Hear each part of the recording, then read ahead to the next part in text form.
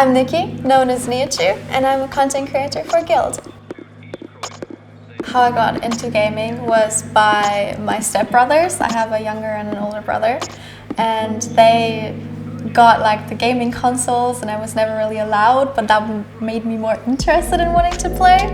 And once I moved to my mom later, because she knew it was a passion of mine and I was really interested in it, she bought me my first PC and the games, and she always let me play. I started with Sims, Minecraft. Very quickly I went into League of Legends and Counter-Strike. I, till this day, have the most hours in The Sims. Probably very close to League of Legends. As soon as I got my PC, I got into League of Legends. At some point, tried to go pro. Didn't really work, but yeah. The moment I decided to stream, it's always a very interesting question for me to answer, because I knew what streamers were, I knew what Twitch was. I've watched some of the big streamers, but I was never really like, oh, I can do this. But at some point, 2 years ago, I moved to Switzerland from Berlin, which is a very long move already. And very quickly after that, I had to have operations on my legs. My legs grew in a weird way where my feet were angled to the middle. So basically what they had to do is they had to cut open my leg and my bone and re-angle my bones so that my feet are straight again. And they had to do 2 operations, which is why it took so long, because the first one had to heal first and the other one had to heal. So I couldn't walk for almost a whole year.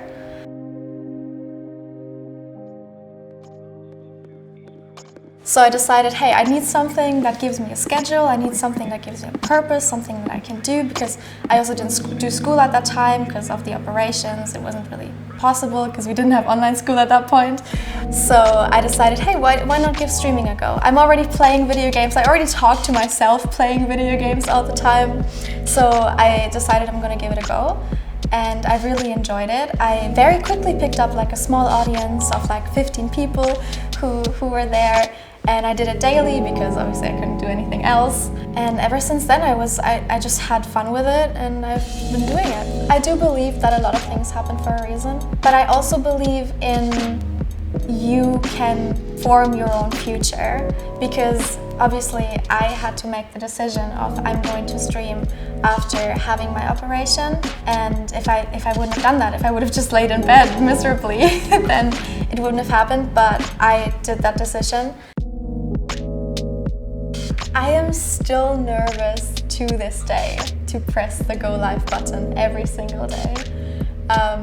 Back then, I was definitely nervous, but I think I was less nervous because at the start I just had my friends watching me, and then just some people that I didn't know, like, you know, it's like it was a very small circle. And I used to be a drama kid, so I used to play in front of stages of people. I think what it was for me is the more people it gotten, the more nervous I get. And also my setup is to this day so scuffed. But today my camera doesn't have a tripod. It sits on 2 boxes and it falls over all the time. So when people ask me, hey, what setup do you have? What do I do to become a streamer? I tell them just go for it. I don't think that there is such a thing as a perfect setup. I think it's mostly just what you make of it.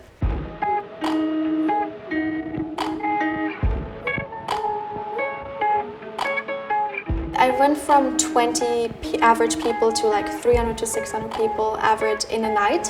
I went from 300 followers to 15,000 in a night after one big event that I went on, which I'm very lucky to be on, the Lover host. Even then, I didn't really realize how big this was. So that happened, time to start streaming again, like from one night to the other. I still went to school. I never really focused on streaming 100%. The point that I realized that this is my job now was I got this big donation, and I realized I can pay my rent with this. I moved out at 17 and I was struggling with money a lot during the time. I had to lend a lot of money from other people. I had to lend money from my family. And obviously I've now paid all of that back, but back then I was struggling a lot. I couldn't afford a meal a day. I ate rice and soy sauce for half a year. Then I got this donation and I was like, this is my rent. I can pay my rent with this.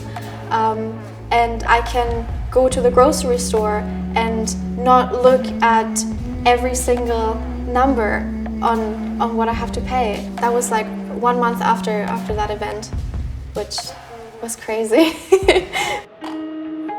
I think the craziest thing for me is to know how much responsibility I have. In the end, all of us content creators, we are just kids sitting in our rooms playing video games, but I know I have a very young audience. Obviously it's different for everyone.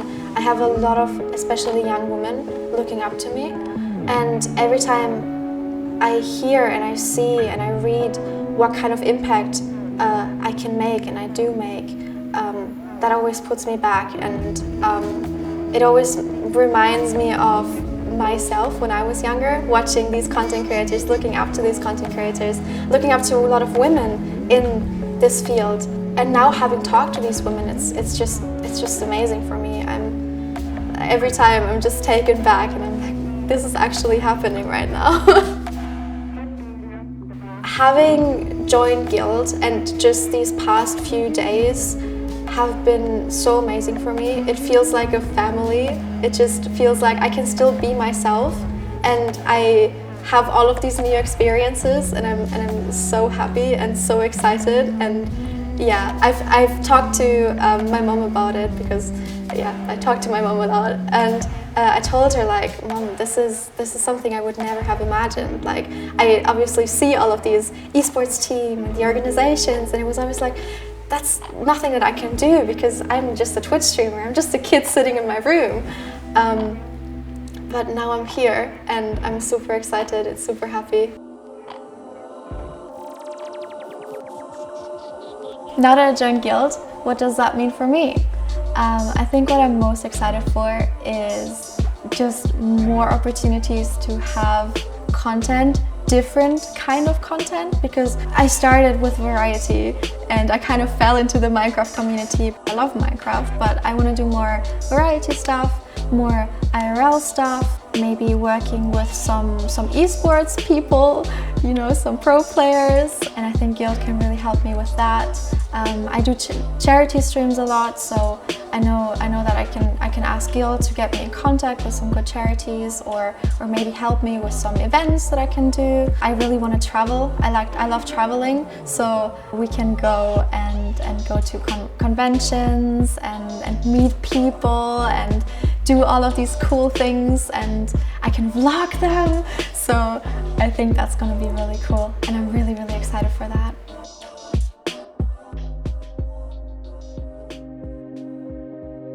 I think my biggest goal is to inspire people, especially young women, people who want to go into content creation, people who might have it not easy in life, not easy growing up. I want to start a podcast where I have open discussions about things that people don't really tend to talk about. I already talk about a lot of issues with sexism in the gaming industry, sexism in the content creators industry, and I think that's a very important topic, and I will keep talking about that a lot. And mental health is very important to me. I want to help people in every way that I can. Obviously, I'm not a licensed psychiatrist, but I can talk out of experience, and I can maybe give some tips here and there, answer questions that young women have growing up that they might not want to ask their mom or any closer family they have around, stuff like that. I just want to inspire and help wherever I can. Chat, I hope you're as excited as I am. I hope you are here for the future, for the journey, and we can go through that together. And work hard, Be nice.